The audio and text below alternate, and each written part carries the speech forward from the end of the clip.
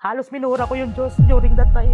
Ang dami mong kukunin sa akin, nanay ko pa. Yung buong buhay na naniniwala sa akin, sa pangarap ko. Nakakampi ko, kinuha mo. Dapat ako na nga lang kinuha mo eh.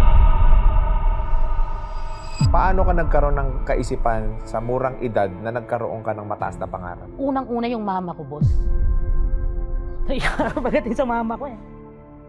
Sobrang bait kasi ng mama ko. Kapatid ko, hindi na naniniwala sa akin. Hatay ko, hindi na naniniwala. Kahit puro katarantaduhan na yung ginagawa mo sa buhay, palakol lahat ng grades mo, lagi sinasabi ng mama ko, makakabawi ka rin. Kaya nung nawala siya, biglang bumaksak yung buhay. So hindi niya na-experience yung buhay na dapat gusto mo sana ipa-experience? Hindi pa ako tapos eh. Madami pa ako gagawin sa'yo. Hindi talaga pwede ma.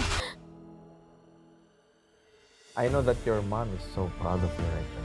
Sigurado yun, kung nandyan siya, nanonood siya sa'yo, sobrang proud.